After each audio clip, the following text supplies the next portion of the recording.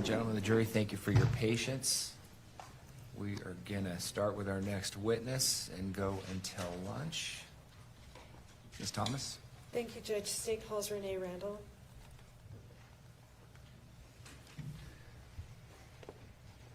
Please come forward, ma'am.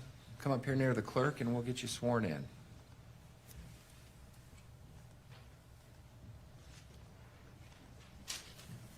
Please raise your right hand. You do solemnly swear the testimony you shall give in the case now before the court will be the truth, the whole truth, and nothing but the truth, so help you God. Come on over here and have a seat on the stand.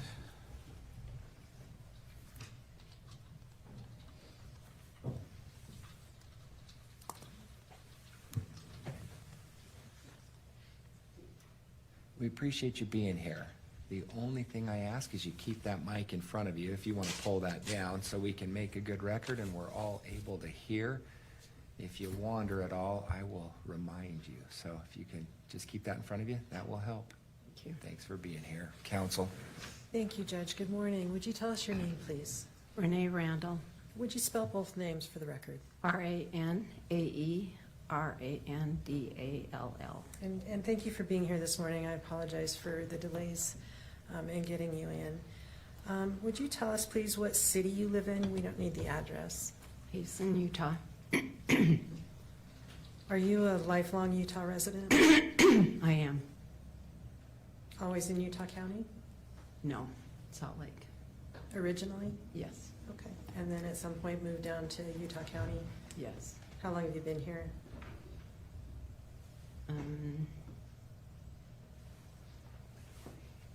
It's not a test if you don't remember. I'm just trying to think. So probably about 36 years. Okay.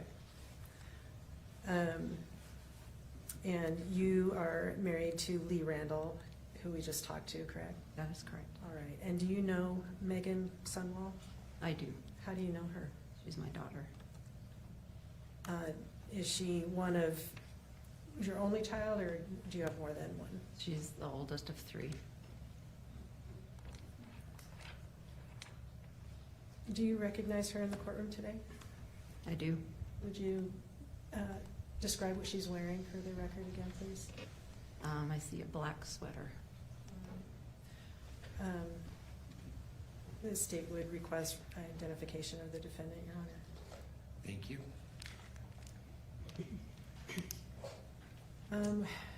Mother-daughter, describe your relationship with Meggan.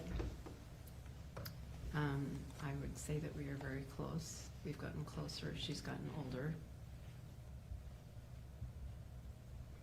A few years in teenage years, we're teenagers, but we've always been close.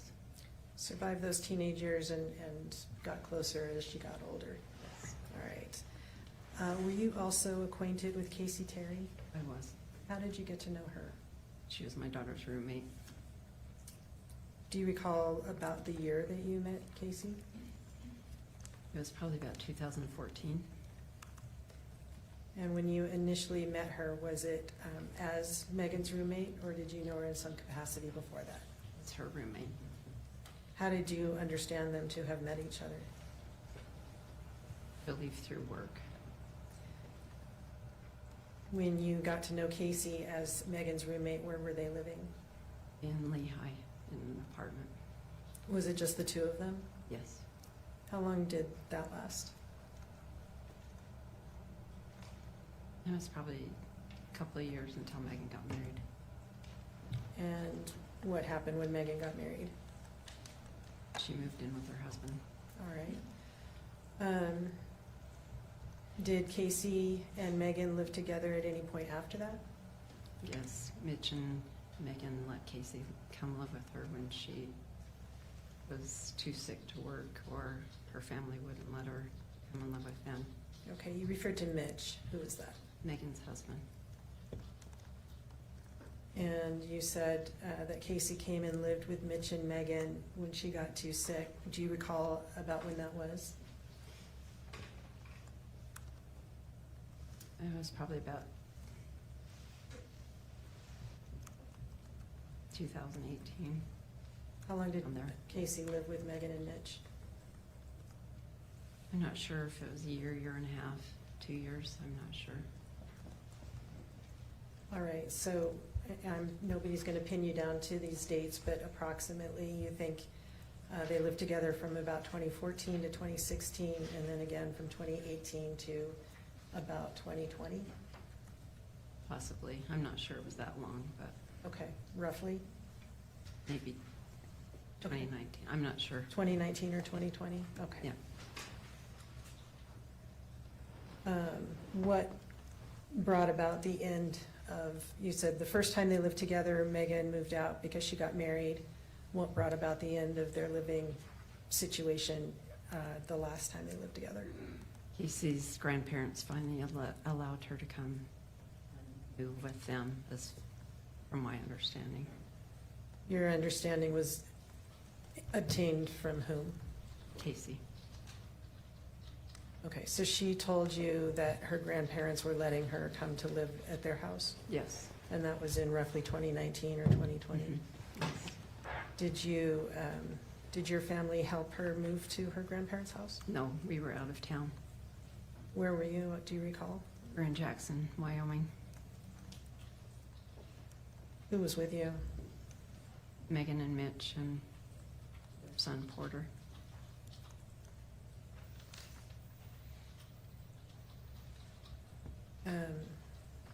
Where did Casey's grandparents live? Where did she move to? Highland, Utah. What kind of relationship did you have with Casey? She called me her mom. Very close. She confided in me a lot.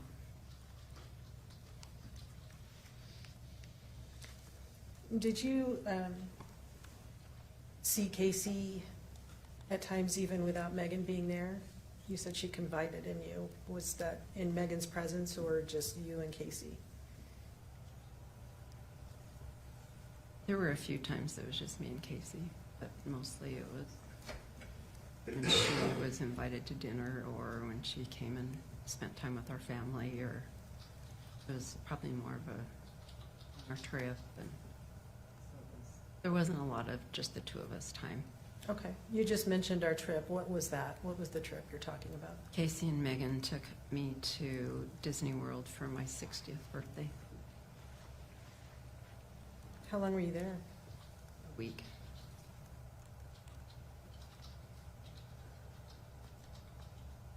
Did Meggan pay for that? They both did. How did you get that information? They gave it to me for my birthday. Nice birthday gift.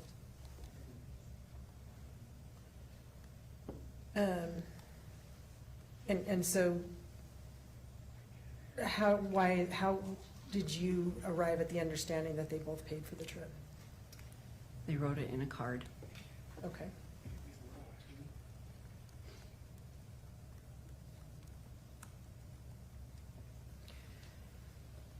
Were you aware of any plans for Meggan to see Casey on August 12th, 2024? Yes, I was. When did you learn that they had plans? I know that, I don't know if it was 1 or 2 days before, Megan asked if my husband would be able to watch.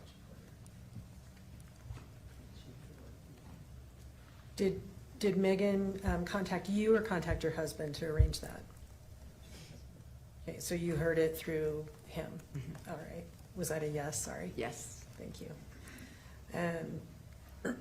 So 1 or 2 days before, did she give you an explanation of what their plans were? She just hadn't seen Casey for a while, so they were going to spend some time together. Did you also have plans with Meggan that day? Yes. What were your plans? We were going to meet for dinner because her son was going to be starting kindergarten, so we were going to have a celebration of his starting school. Was that day also coincidentally your anniversary? No, Okay, it wasn't an anniversary dinner? no. just for Porter going to school. Right. Okay.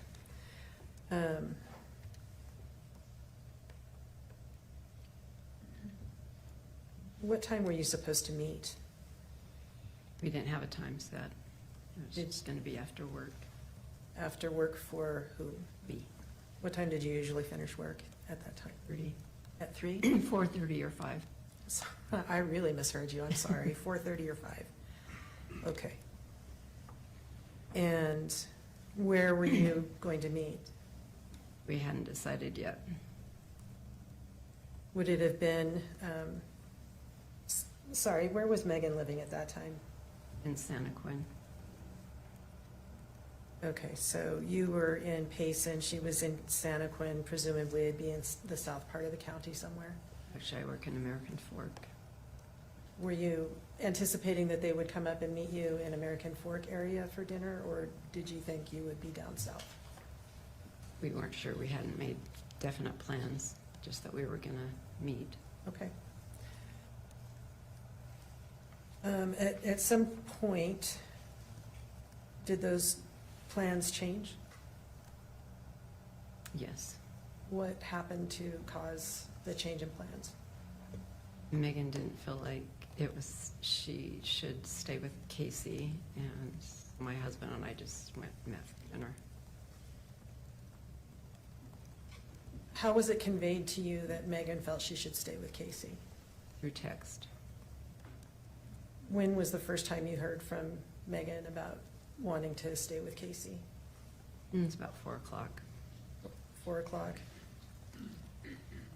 Do you recall a text earlier in the day that, well, let me just show it to you. If we could just show Mrs. Randall Exhibit 27, please.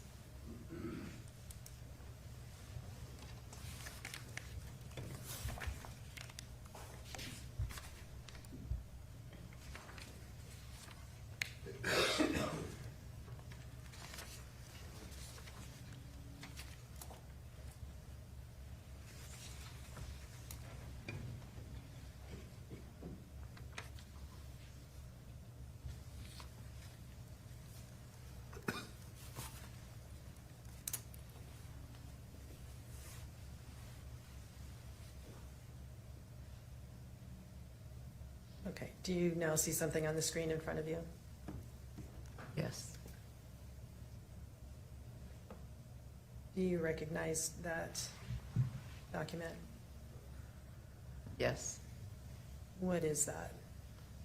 We were just discussing where we were going to dinner. Is it the content of a text message? Yes. Does it reflect your memory of what your communication was that day from Meggan? We were talking about going to Spaghetti Factory. Okay, but before we get there, Oh. I have to jump through certain hoops. Sorry. Does this reflect your memory of what your communication was with Meggan that day? Is it accurate? Yes. All right, state moves to admit Exhibit 27. No objection. Court will receive states 27, wish to publish. Yes, please.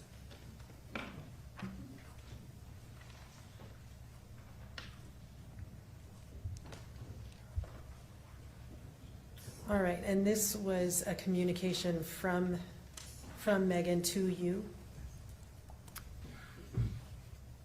Yes, because I had asked her if she would be interested in going to Spaghetti Factory, Okay, because her son likes spaghetti, so. and how did she respond? Could you just read that to us? I think who would definitely be interested, I still have a gift card for there. I'm still here with Case. She's not doing too great.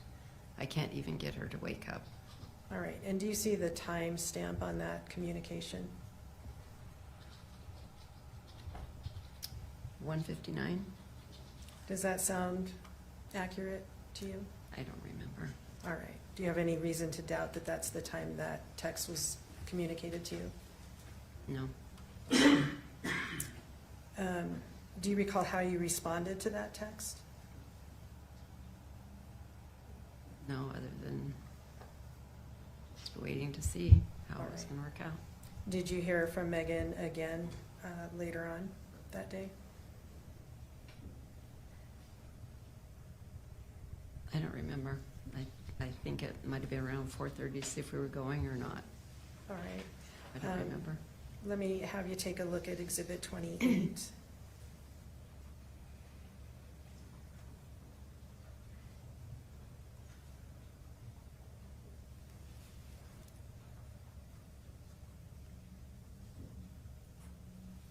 Let me just ask you if you recognize that communication. Yes. All right, and what is that?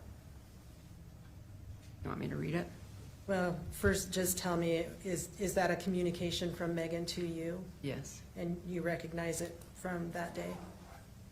Yes. All right. State moves to admit Exhibit 28.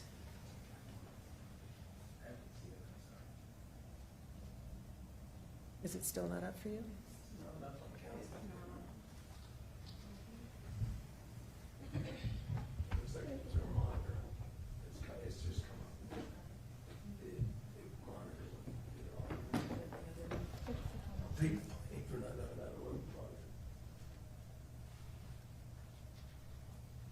No objection.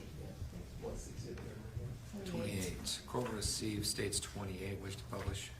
Yes, thank you, Judge.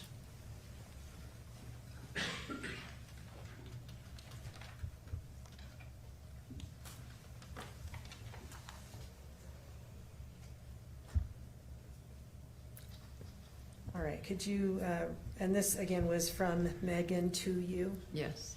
Would you tell us what Meggan said in that text? I don't think I'm going to be leaving here for a bit. I think she's going to pass. And what she did you understand her to be referring to? Casey, And the time stamp from that communication? 4 o'clock. That's pretty accurate with your memory of that communication. Yes. All right, how did you interpret that? Well, I knew that Casey hadn't been doing well. All right, did you take this as canceling your plans for the evening? Yes. All right.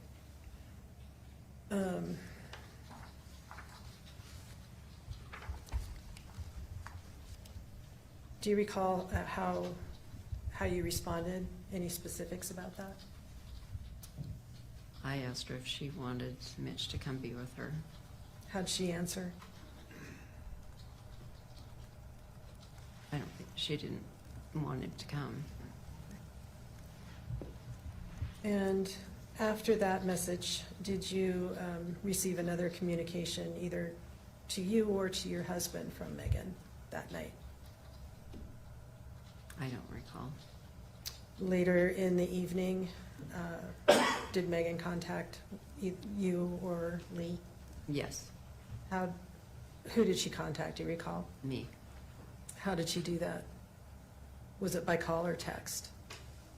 Or something else? I don't remember if it was a call or a text. Okay.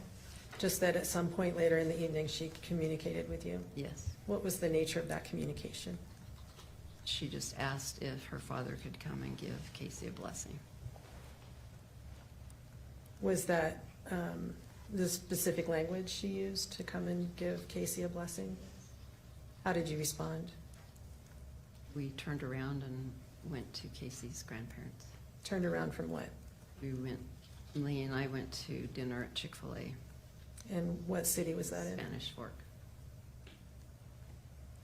Had you finished dinner? And Yes. okay, so you were headed home and then turned around? Yes. Do you have any recollection of the timing of that? It was probably, I'm assuming 7-ish, 6:30, 7-ish. And so you went, as soon as you got that message, you turned around and headed up towards Highland? Yes. Any idea how long it took you to get there? 25 minutes. All right. And where did you go? Casey's grandparents' home. You knew where that was? Yes. How'd you know that? We visited Casey there several times. How many times had you visited that home to the best of your memory?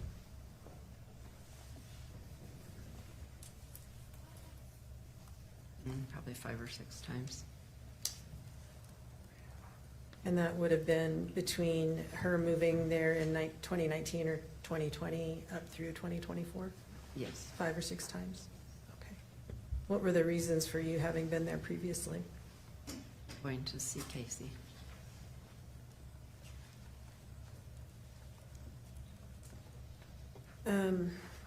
Once you arrived at the home, what did you do? We just went to the back entrance where we go down to Casey's room Where did you park, do you recall? on the street. Directly in front of the house? Yes, There's a circle drive that you could park in. Is that consistent with your memory? yes. Did you park in that? No, Why not? Megan's truck was pulled in there. Okay. It's pulled in the front. And then in addition to that, there's a driveway along one side of the house? Yes, Did you park in the driveway? no. Why not? We just parked on the street. Okay. And you said you went around to the back of the house. Why did you not go to the front door? Because we always went to the back entrance. Casey asked us to go. And on this particular day, did Casey ask you to go to the back?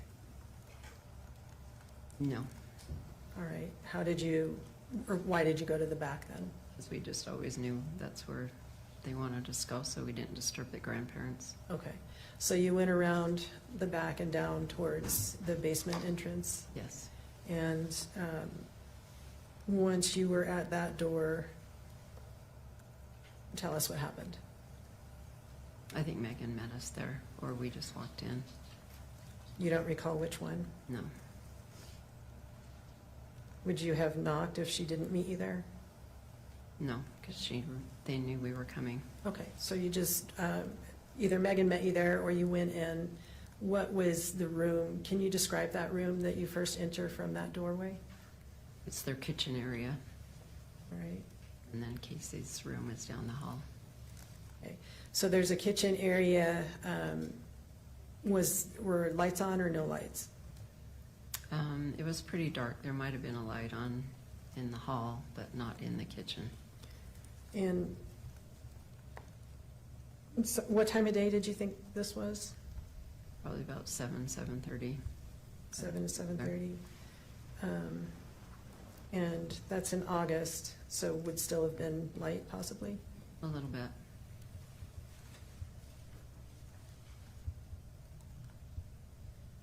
When you went in, did you notice anything or pay any attention to the kitchen area?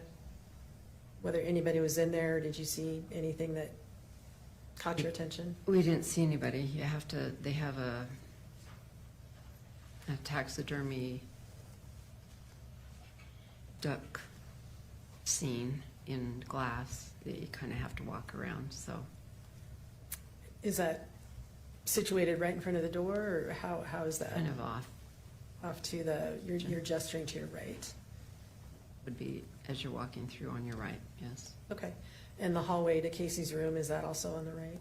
Yes, Past that display case? yes. All right.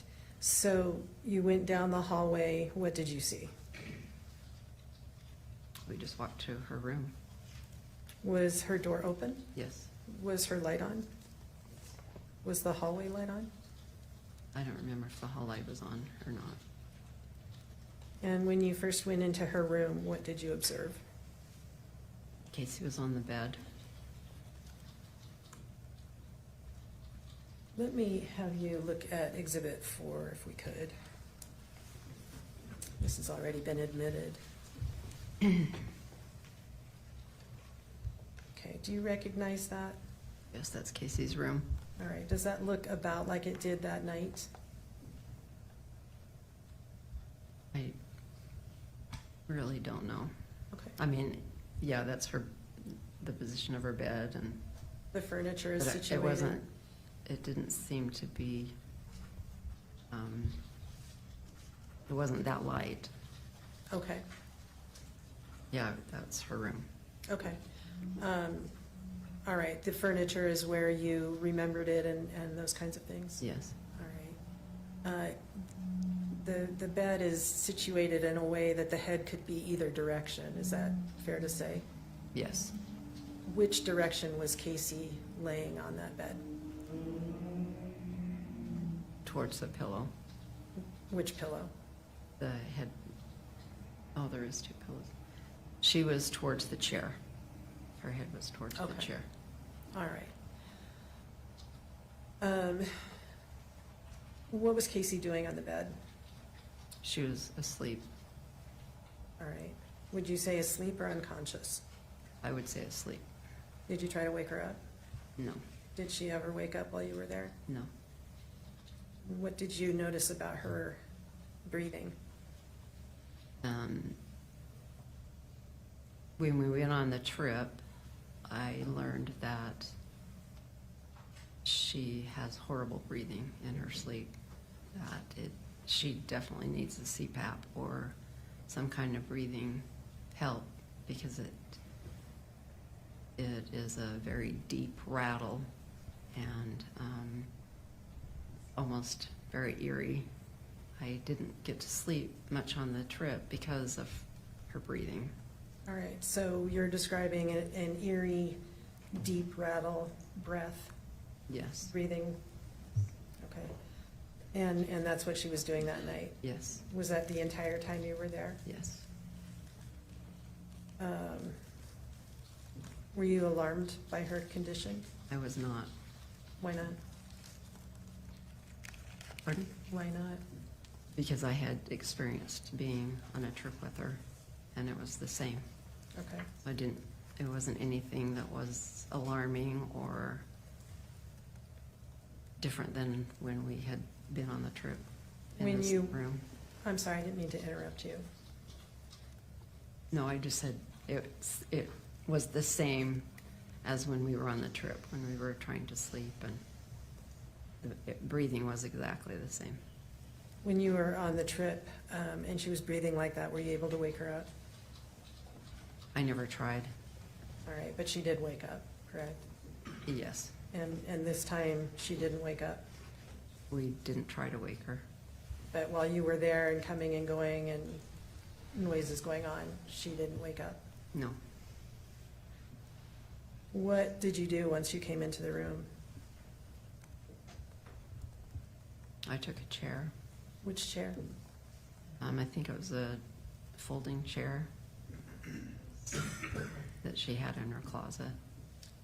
Do you see the chair in this photo at all? I don't. All right, you think it was a different chair than the one closest to the door on the far right of the photograph? The rolling chair? Yeah, No, it wasn't a rolling chair. it was a folding chair. Mhm. Do you recall anybody sitting in that rolling chair once No. you came in? It stayed empty? Yes, All right, where was Meggan?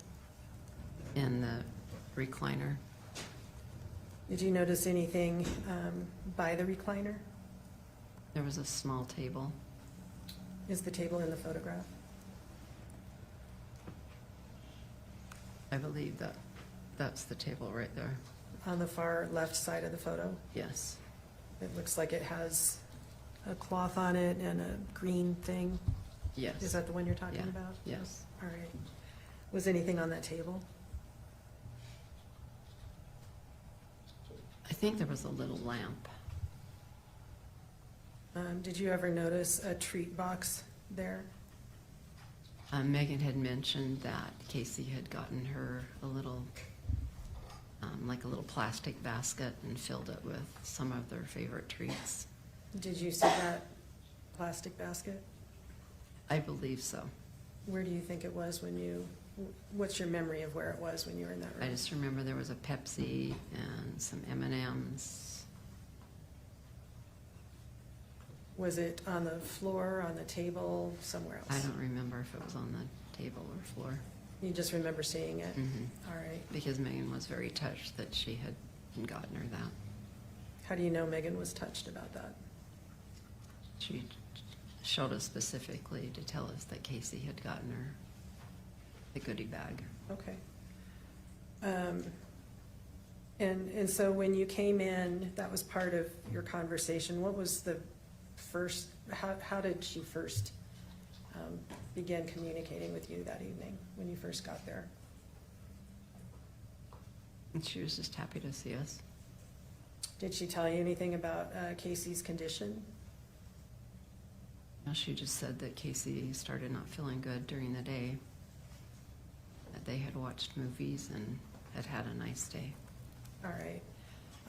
But you were aware from the text messages that you got that Meggan couldn't wake her up after about 1:59 PM, correct? Yes, Right. And that you knew after 4 PM that Meggan thought she was going to pass. yes, but Casey had been on the verge of passing, as far as we knew, several times. As far as you knew from whom? From just the situations of, and Casey describing how she was feeling, and her doctors supposedly, and her nurses supposedly, Okay, did Casey describe that to you? through some texts and talking, and yes. Okay, had you ever seen her close to death like that evening, or in a condition that she couldn't be woken up? No,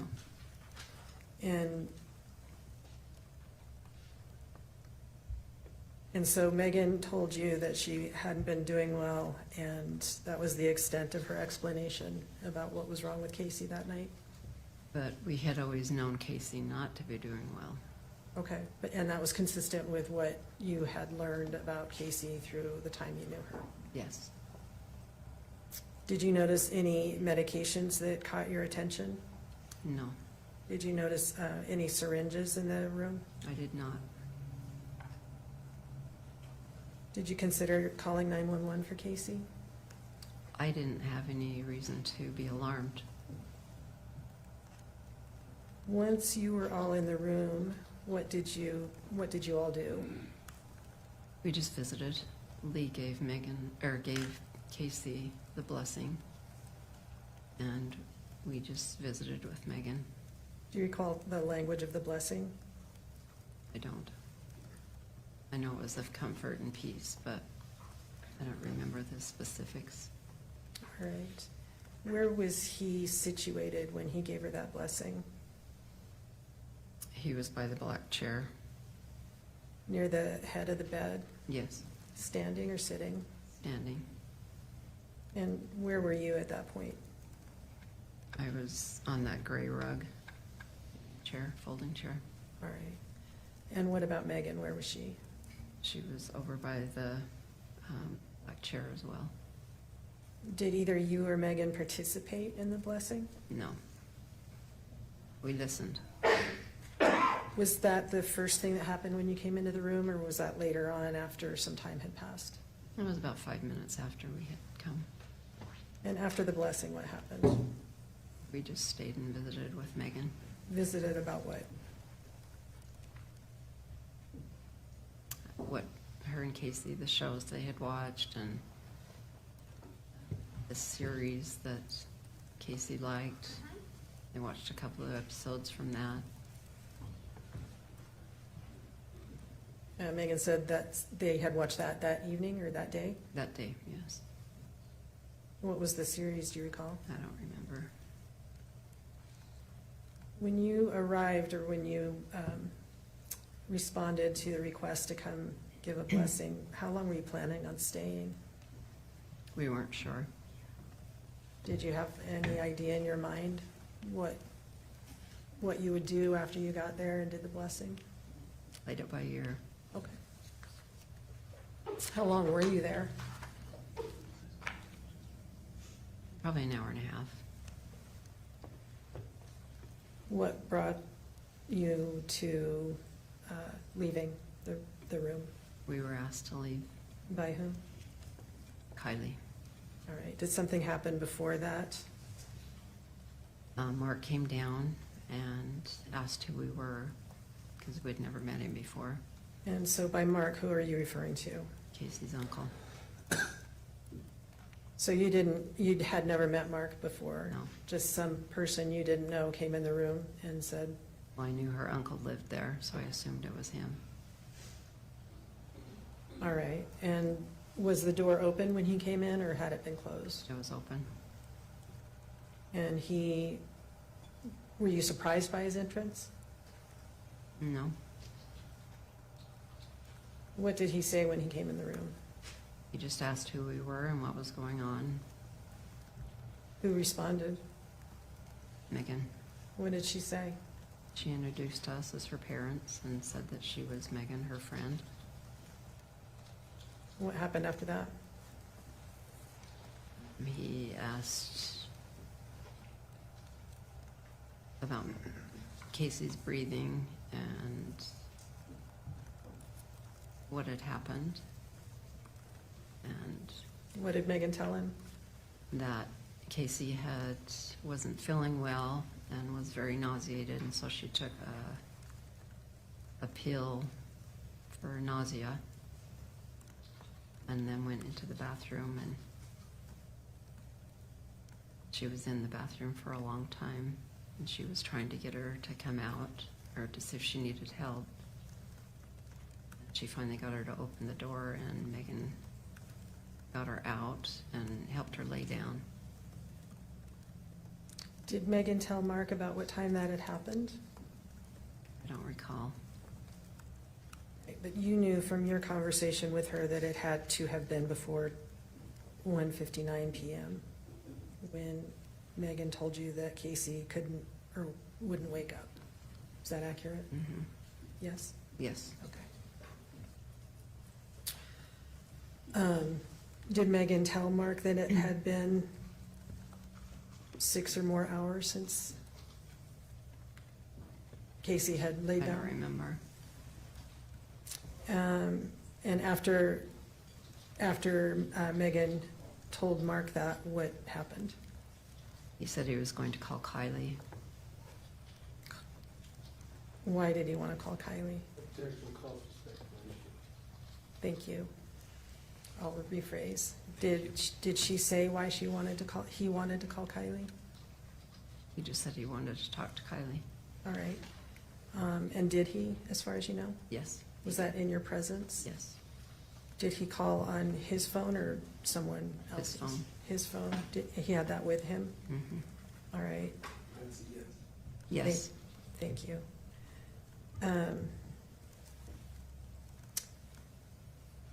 What happened when Mark called Kylie?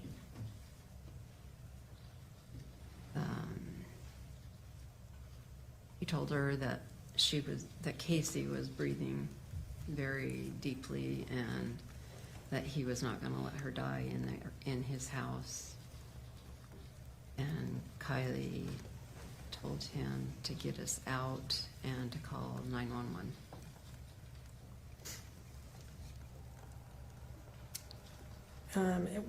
Could you hear that, or was that something you were told later? No, I could hear it. All right. When Mark first came in, did he mention calling 911 or calling for an ambulance? No. All right, so the first thing he did was call Kylie, and Kylie told Mark, from what you could hear, to get you out of the house. Yes. What happened after that? He left the room. Mark Yes. left the room. And Do you know why he left the room? I don't. Okay, he left the room, and what happened? And then Meggan called Kylie and asked her if she knew that Casey had a DNR. And that was when Kylie told Meggan that she was going to destroy her and to get out of the house. And again, that was something that you heard from where you were standing? Is that a yes? Yes. Sorry, I was talking over you. I apologize.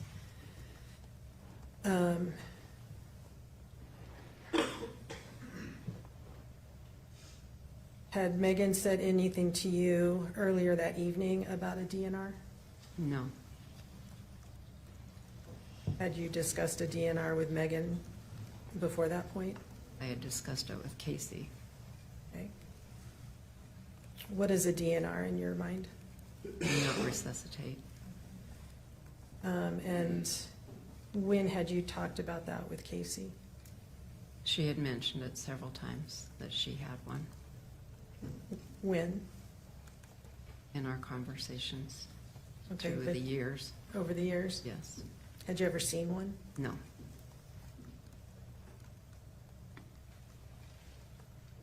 All right, so Meggan told Kylie she had a DNR, and Kylie said to get out of the house.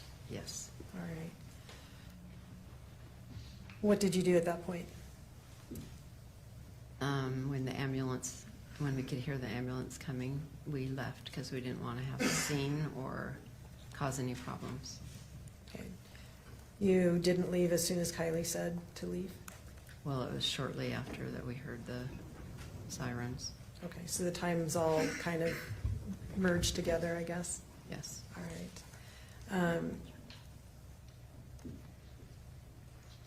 How did you leave?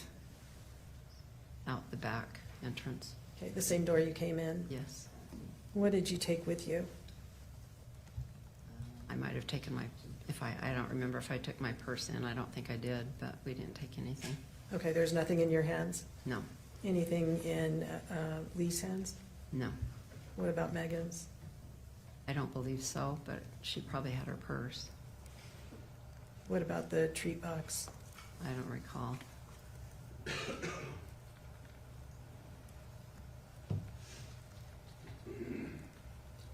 Did you see anybody coming in as you were going out? No. And so you walked around the side of the house and you said you had heard the ambulance arriving. Was the ambulance then in the driveway when you got up to the driveway area? Not yet. Did you see it approaching? No. Okay, you just could hear it? Mm-hmm. Yes. What did you do? Thank you.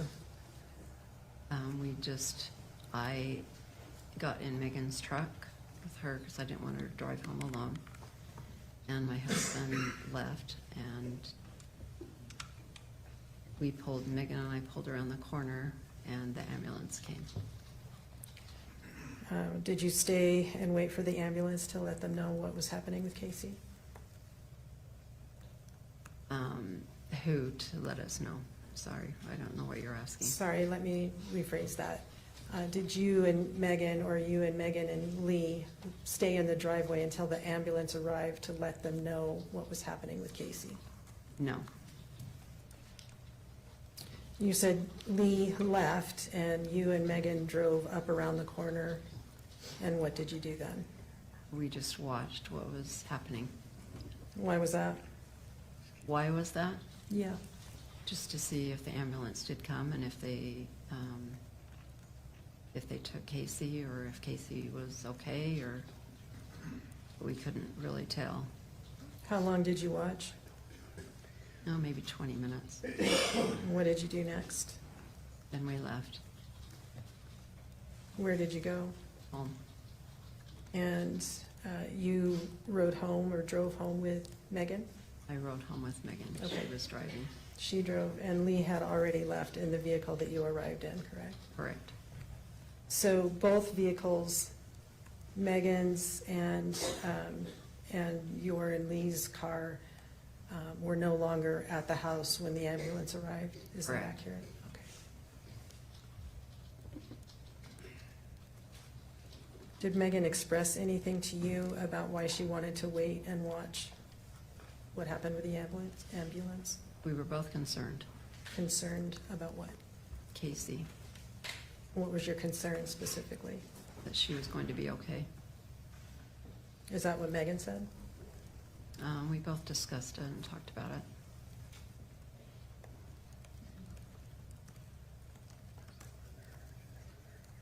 What was, you said you were close to Meggan, discussed things like moms and daughters do. Is that accurate? Yes. Were you aware of any concerns that Meggan had as far as her financial stability at that time? I know that everyone struggles at some point in their life. I don't know anyone that doesn't.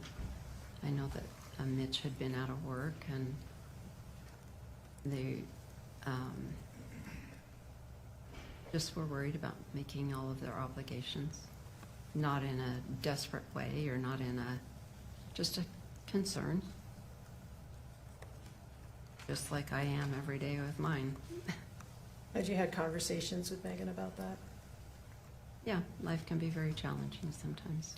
And when was the last time you had a discussion with her about financial concerns?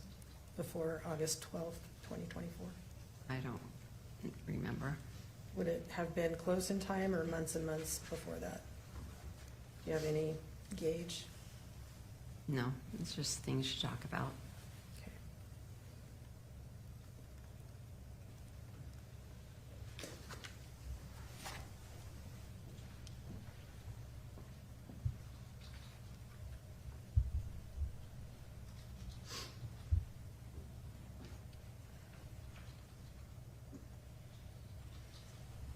Let me ask you about your understandings of how Casey was doing over the years, and you said that she had been doing poorly. Who showed you those texts that indicated she was not doing well? Casey texted me all the time. All right, and how else were there other means that supported that conclusion? Well, when we would go and visit her, and when we would go visit her at Meggan's house, when we would just be together, she was always talking about how sick she was. Did you understand Casey to be in the hospice care at some point? Yes, How did that information come to you? text From whom? from Casey All right, and what did she tell you about that? that they had put her under hospice care, and that we were not to visit because they didn't want Casey to be exposed to outside germs, and so we didn't go visit her for a while. And what's a while? How long before August 12th did that happen? No, probably 9 months. 9 months?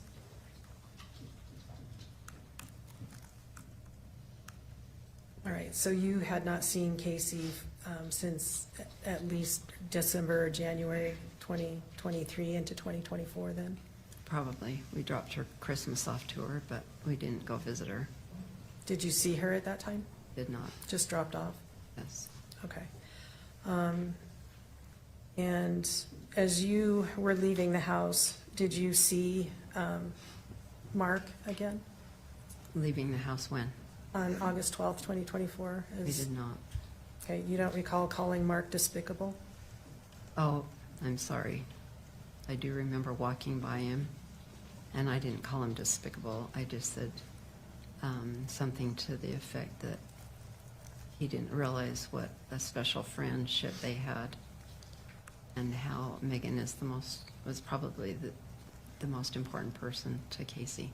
Why was that important to you to say to Mark? Because I didn't appreciate how he was speaking to Meggan, and just that whole interaction of his family with Meggan, of what we had known, or what Casey had told us about her family. Up until that point, Yes. did you understand her to have a pretty good relationship with Mark, or the entire family she didn't? I know that she liked Mark. I know that, or I don't know, but she led us to believe that she had no relationship with her family, that her family's relationship was very toxic. They were very mentally and emotionally abusive. And they really did not have much to do with her.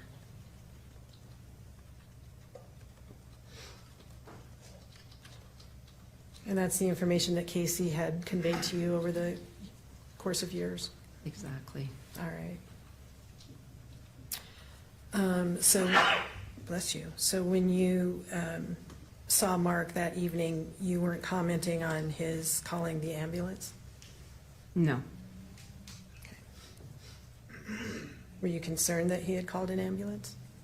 No, if Casey needed it, she needed it.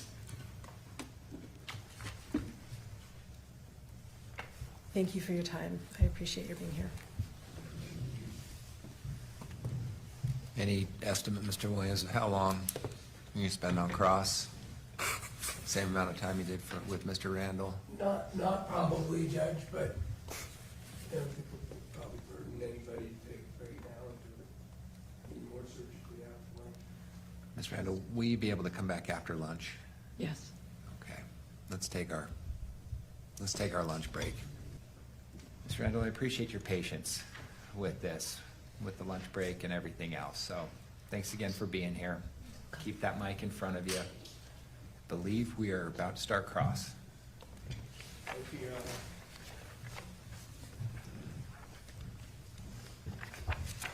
Hi Renee, how are you doing? Good. Holding up okay? Yeah. Thank you. You bet.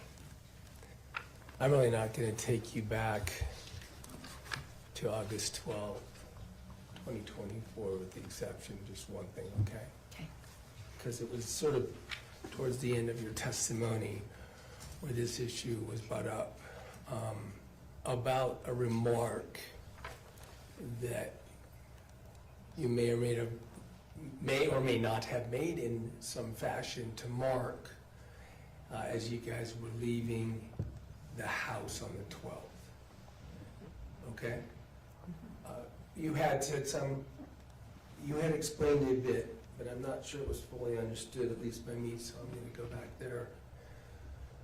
You agreed that when you and Lee and Meggan, after having been told in no uncertain terms to get out, made some comment about the circumstance to Mark, right? Mm-hmm. Yes? Yes. And so when you were reminded of that, it sounds like you sort of disagreed with some of the wording that was assessed to it, but that you did make a remark to Mark Farnsworth that you were upset with how things were being handled, I think. Is that a fair characterization? Yes. And you were upset about it, you said, because, well, strike that you said, you were upset about it because they were intervening in what you thought was Casey's desires, right? In a way, but I was upset with the way the family had treated Meggan. And I'm gonna get to that. You were of the belief that if she was going to pass, and I'm gonna talk about this a little bit more later, I guess in a broader way, but that if Casey was going to pass, Casey did not want to be saved, did not want to be medically resuscitated. She wanted to pass into the realm of her Heavenly Father, right? That is exactly correct. And then you made a comment to Mark. Did you feel like they were interrupting that desire that you understood that Casey had by getting in and intervening in the process as the family? No, I was Okay. upset with, they didn't know what a good friend Meggan was to Casey. So Many, many years. at the point that, I get it now, I think maybe, at the point that you're making the comment and walking out past Mark, this drastic phone call between Kylie and Meggan had already occurred. Yes. All right, and the caustic and inflammatory nature and the reaction you saw in Meggan caused you to be upset that that was being done by the family. Yes. All right, and you had started at least on this, explaining it then, that the reason then, what you knew then, what you thought you knew then, was that Casey's family was very abusive to her, right? Yes. You then thought that, I think you said it was emotional and emotionally abusive, right? Mentally. Mentally abusive, is that right? Yes. That they had refused to welcome her into their home for a period of time? Yes. That they were mean to Casey? Yes. That the grandparents didn't want her around, those sort of things, right? Okay, so when you left the room that day, that's what you understood about how that family was and how they treated Casey, right? Yes, And the reason you believe that on that day is because for years, that's what Casey had been telling you, right? yes.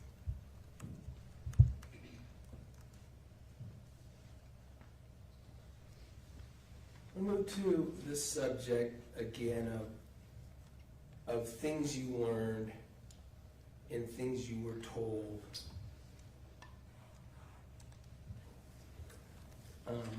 By Casey about herself and her situation. You haven't been able to sit in here because you're a witness, and until someone testifies, they don't get to sit in and watch their trial, right? Right. So I'm gonna have to help you a little bit along, but the jury's gonna already know some of the stuff we're talking about. And it is this subject. From as early as the time of your 60th birthday, getting to know Casey was getting to know a person who told you directly that she had terminal cancer, right?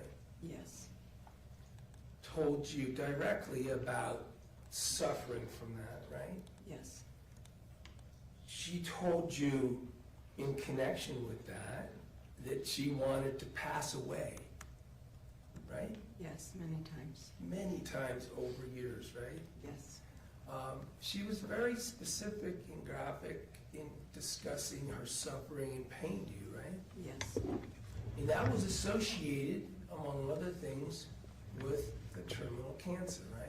yes, Now, I know that you know now that that was all a lie, but at the time, did you believe her? yes. I didn't have a reason to question her. Did you have empathy for her? Yes, Did you feel like she accepted and encouraged your empathy for her? yes,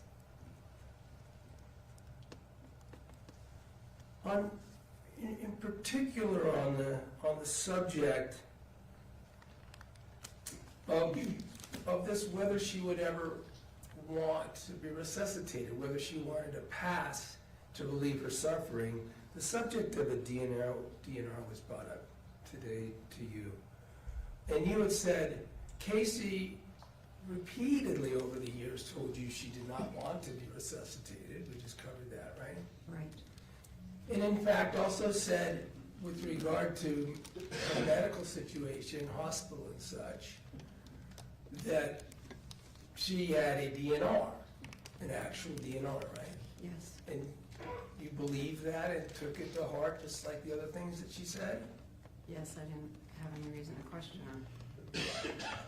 So, over these years, did you strike that?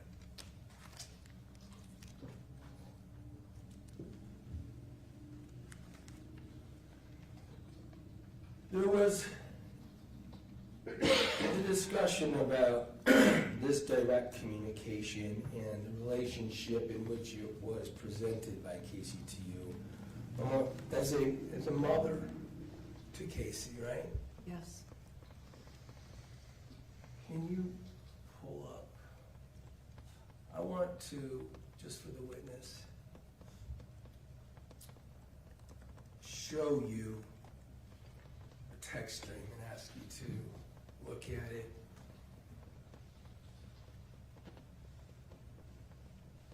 And we're gonna work together to make sure that you think you know what it is. You see on this screen that is in front of you a text that is from Casey Girl to someone named Meg's Mom. And there's a number by Meg's Mom. Did you know that she had you in her phone as Meg's Mom? yes,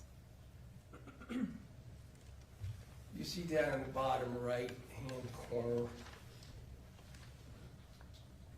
the date was, on this particular text, was May 14th, 2023. You see that? yes, I'm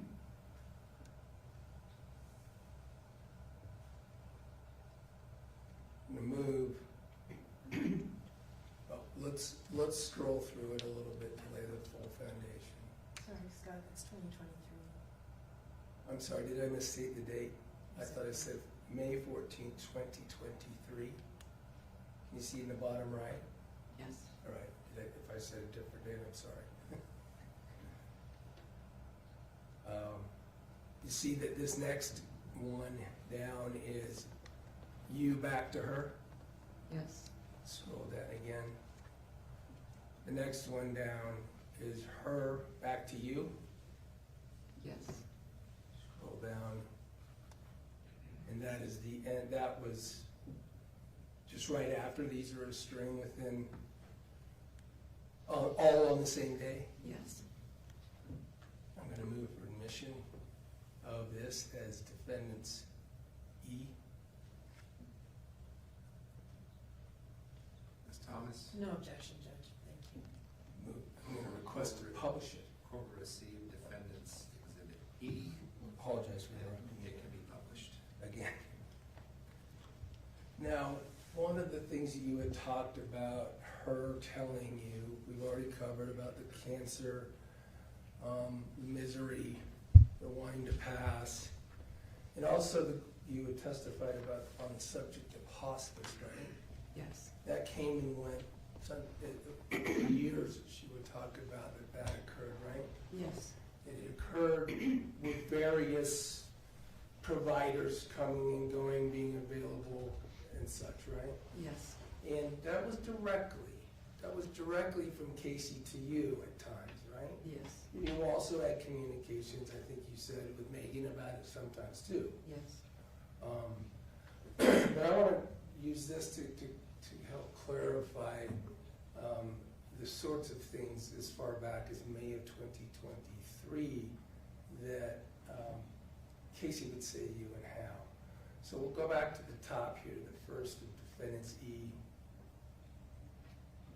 Mother's Day. She sent you a text on Mother's Day, right? Yes. Or at least about Mother's Day. Yes. I didn't double check whether this is the actual Mother's Day. Happy Mother's Day, Mom. Your kids are sure lucky to have you as their mom, and I'm incredibly grateful to have you as a mom figure to me as well. Thanks for being a part of my life and treating me like I am one of your kids. You have no idea how much it has meant to me. I sure miss you. I hope you are having a wonderful day and get to do something fun with the family. Love you lots. That's what she sent to you, right? Right. And scrolling to what you sent back. Thank you, my sweetheart. We are actually just driving back from our week in Jackson Hole. Let me just stop there. You had mentioned Jackson Hole in connection with the time that Casey actually moved out. Remember that? Yes. Was this an annual trip that you would take? Yes. We've had a week timeshare for 45 years up there.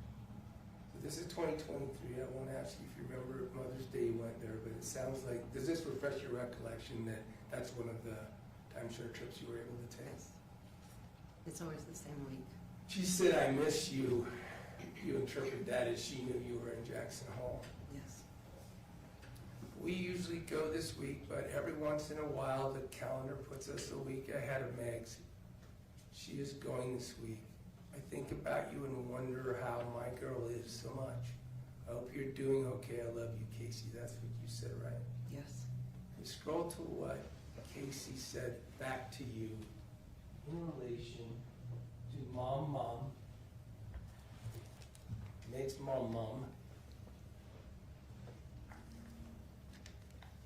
On or about Mother's Day. Long, right? Yes, I'm going to read it anyway.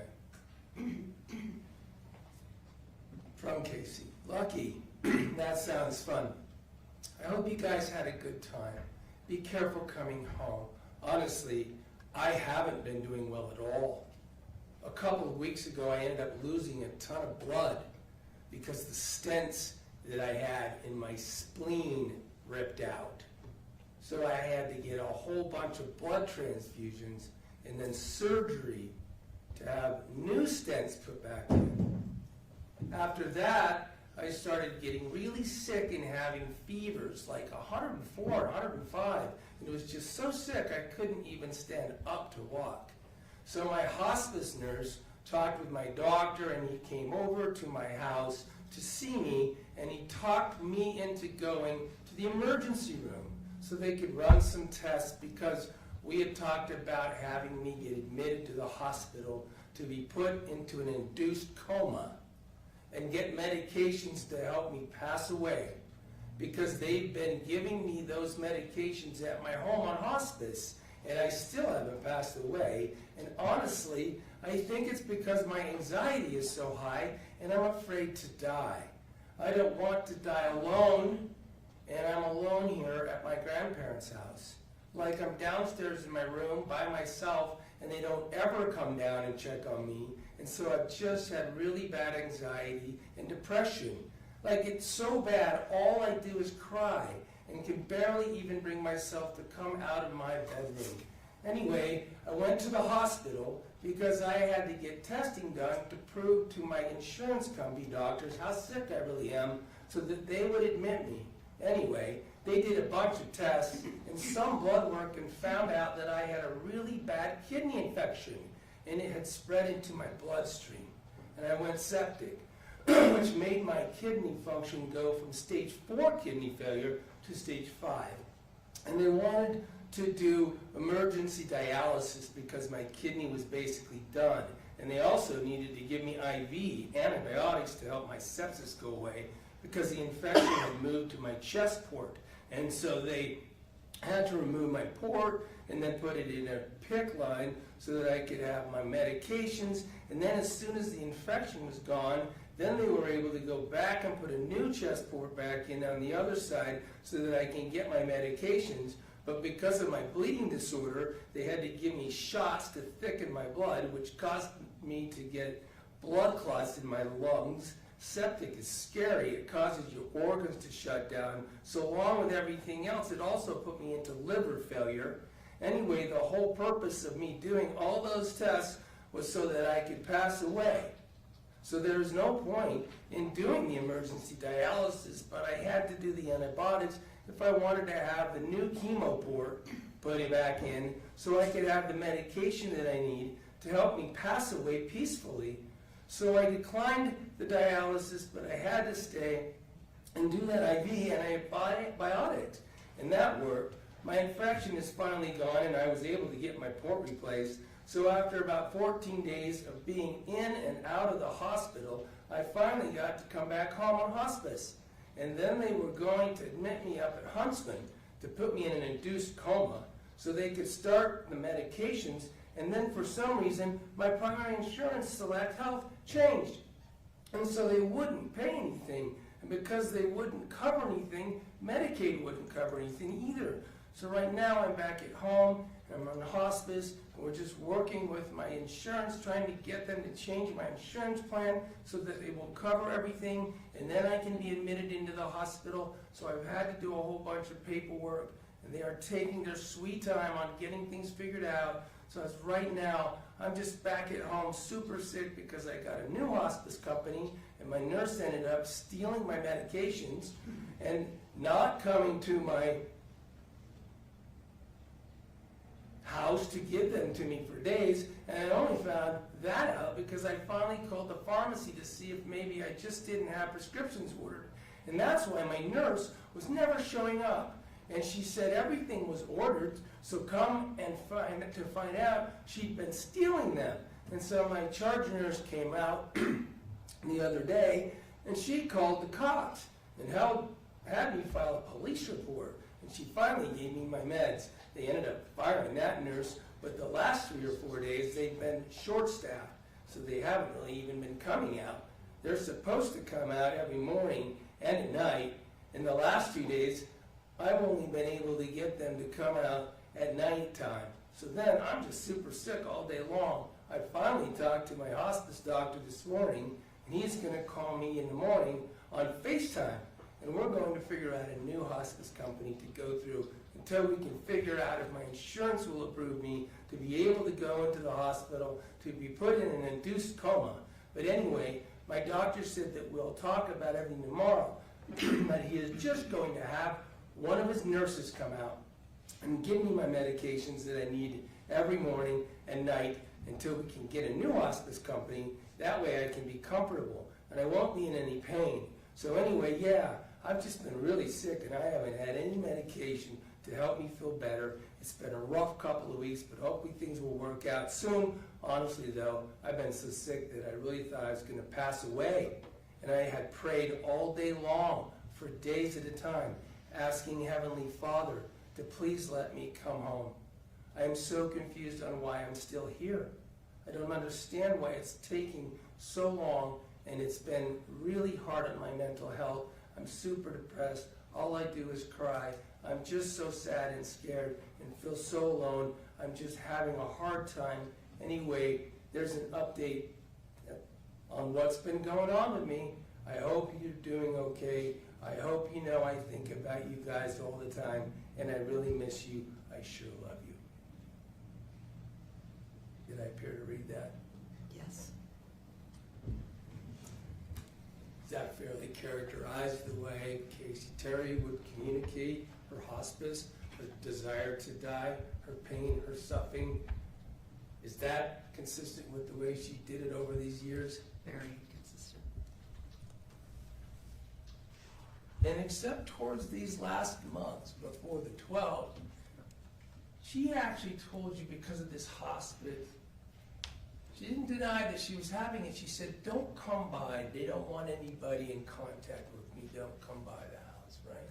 Right. So she was communicating all the same things, but trying to keep you away from whether a place where they were happening, supposedly happening.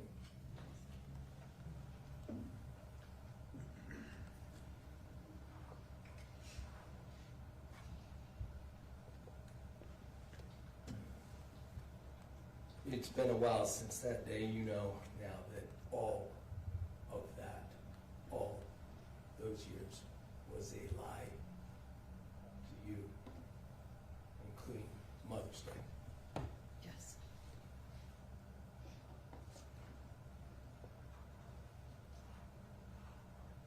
Meg and Mitch got married. Yeah? Yes. Mitch had 3 kids from a prior marriage, right? Yes. They both tried to work as much as they could. Do you agree? Yes. You asked a question about finances. And I think your answer was, life can be pretty challenging at times, right? Yes. And that can mean financially challenging too, right? Yes. You had their ups. Sometimes things were going better than others financially, right? Yes. Mitch did tax preparations, can be seasonal, right? Yes. Meggan worked various jobs, right? Yes. Did you understand her to always work full-time? Yes. And Mitch to do everything he could to work full-time? Yes. Sometimes times were hard, Yes. sometimes times were better. Yes. But overall, as these ebbs and flows happened over the course of their life together, was it pretty much a constant that it was never too high or too low? Yes. You always had your family support? Perfectly. You know where to have a lot of friends that also agreed to be in a supportive position for them? Yes.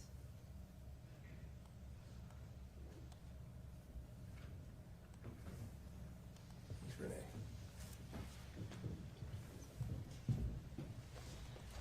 Redirect. Very brief, Judge.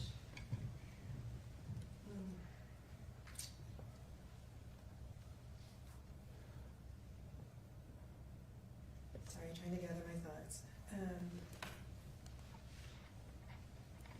The long text that Mr. Williams just read that Casey sent to you, and you said that was a sort of standard how she communicated with you, is that fair to say?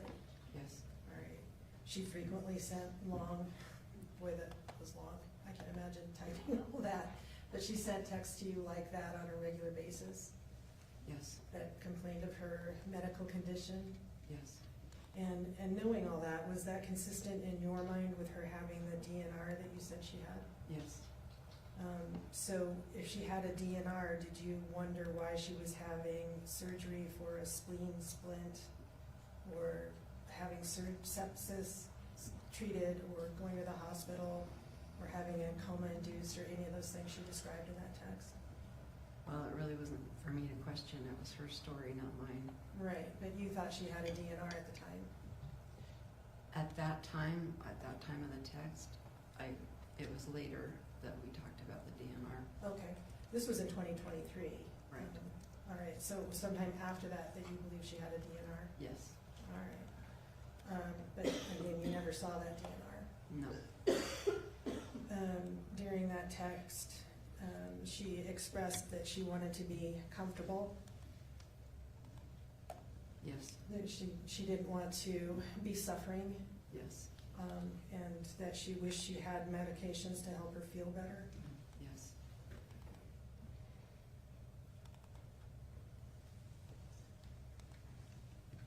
You talked about financial ups and downs.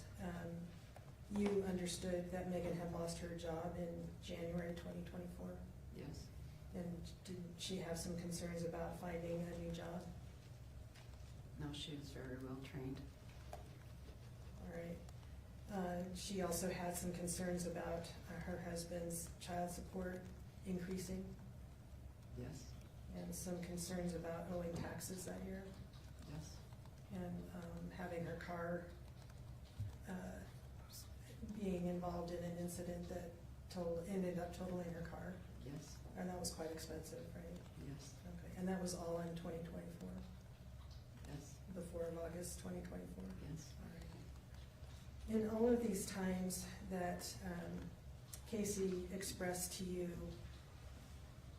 you said you just wanted to pass away, that she wished for death, and you told Mr. Williams that that was all associated with her terminal cancer. Is that accurate? yes, Did she ever tell you that she wanted to commit suicide? yes. And how did you respond to that? We listened, we suggested that she get some help, counseling, to go see her bishop, just speak with someone who is a professional, because I wasn't. Okay.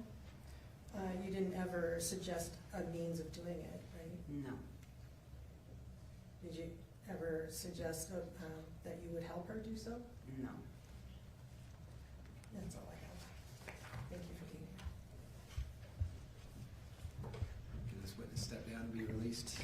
No objection. No objection from the state. Thanks for being here. Thank you. Step down.